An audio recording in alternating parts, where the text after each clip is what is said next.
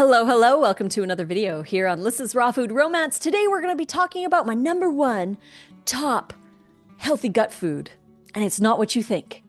So if you want to know, stay tuned.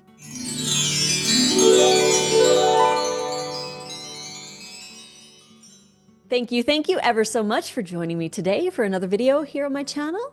Doing good with these dailies. If you're enjoying them, you know what to do. Click like. Don't forget to subscribe to the YouTube channel and check out our sales that we have going on in the description box below. 30% off our school community membership. So if you sign up for the end of June, you are locked in at $33 a month instead of $47 a month. So it's a great time to get into our community, watch all the previous replays, join our live raw food classes, enjoy over 400 recipes, and get access to our video courses like a live lunch, the Align and Awaken Affirmation Meditation Challenge, Checkmate Your Cravings, all of that, plus the community aspect. I mean, it's an amazing place and we would love to see you in there. So join up. Again, 30% off right now. And we have our ebooks, as always. Those are always 40% off with code RAWFOOD40. Link in the description box below where you can get the new Pause Please Perimenopause ebook, Raw Recovery that Nate wrote. We've got the Raw Vegan Culinary Techniques and Make It Raw 5, wraps, burgers, tacos, sushi, all of it. Everything is 40% off with code RAWFOOD40. So let's talk about my number one top gut food of all time. It's not what you think because it's not one food. It's not one food. There isn't one food that is like the best of all, because the best for the gut is variety. Variety is the key to having a robust gut. The more plant foods that you can eat in a week, the stronger your microbiome is going to become. Not only that, but the variety that you're eating is going to provide you a wider range of nutrition as well.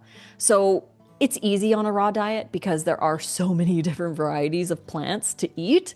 So it is definitely easier on a raw diet because you're having big salads with multiple different ingredients in them. You're trying different seasonal fruits through the different seasons. Those different varieties are going to build different microbiome colonies as well.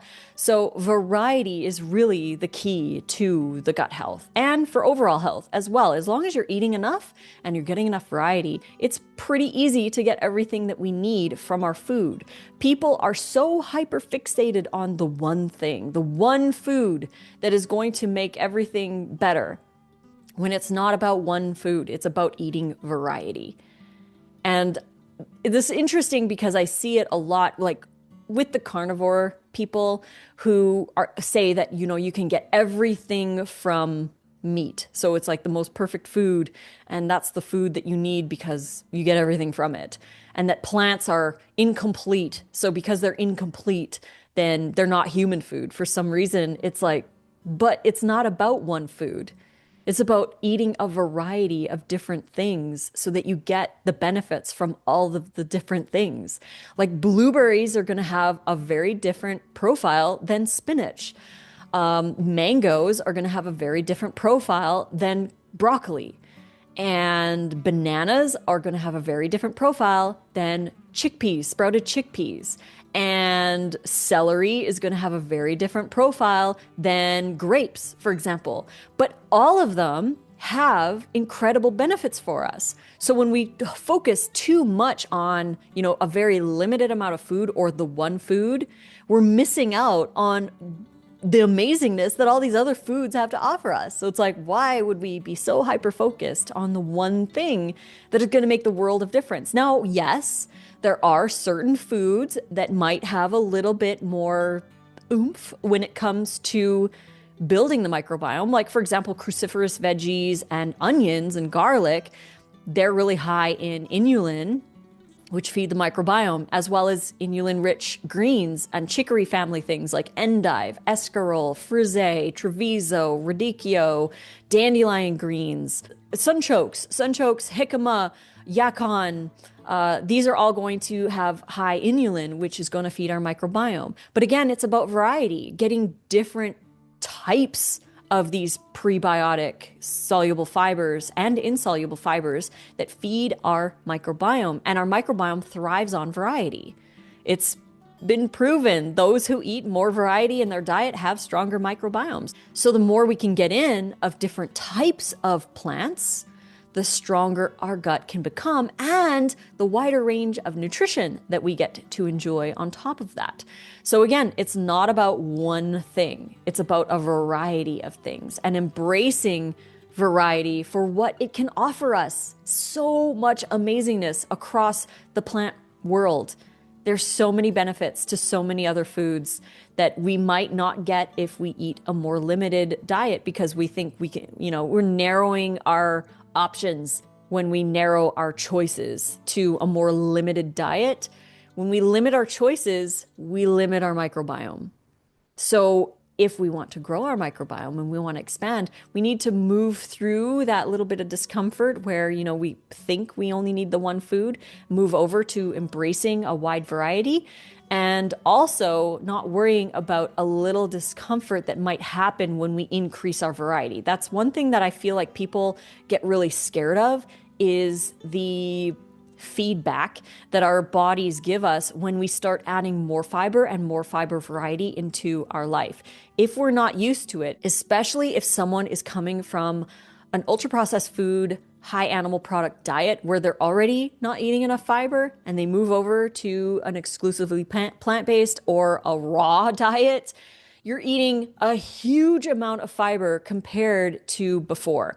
Your gut is like, whoa, whoa, whoa, whoa, whoa. It's like going to the gym after you haven't gone to the gym for months and then picking up the 80-pound weights.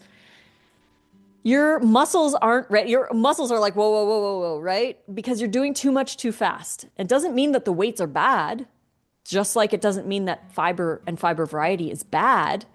It just means that you're probably going to react to that a little bit because your gut is not ready for that amount. Again, it doesn't mean that that fiber isn't good for you, because I know a lot of people will say things like, oh, I can't eat greens and vegetables and broccoli because it gives me gas and bloating. And it's like, well, maybe we should look at the gut microbiome and see why. Is it because you don't eat those foods in general? And that's likely the main reason, is because they're either not eating those foods regularly because it gives them gas, so that makes their gut even weaker because they stop eating it, or they're not chewing their food properly. When you don't chew your food properly, it doesn't matter how pure and perfect your diet is. If you're not chewing your food properly, your body is going to have an issue digesting it, because we need to chew our food. It's so important to chew our food. Here's your reminder. If you take anything away from this video, chew your food. Chew more thoroughly. Every bite needs to be like a smoothie before you swallow it. That's a great rule of thumb. So if you want to improve your gut, improve the variety of the foods that you're enjoying. Improve the variety of plants, fibers that you are eating in your diet, and that is going to help. And if you have issues with it, go slow. You don't have to go crazy into the broccoli overnight. Start with one little floret, like a tablespoon chopped in your salad, and be consistent with it. Because just like going to the gym, you're not going to build muscle unless you're consistent. So you're not going to build your gut unless you're consistent. So start small, work your way up, increase the variety slowly with time, work with your body, not against it, and just add more variety, and then chew your food more thoroughly. I would say one of the number one things that we can do that's completely free to improve our digestion and get more nutrients out of the food we're eating is to chew our food.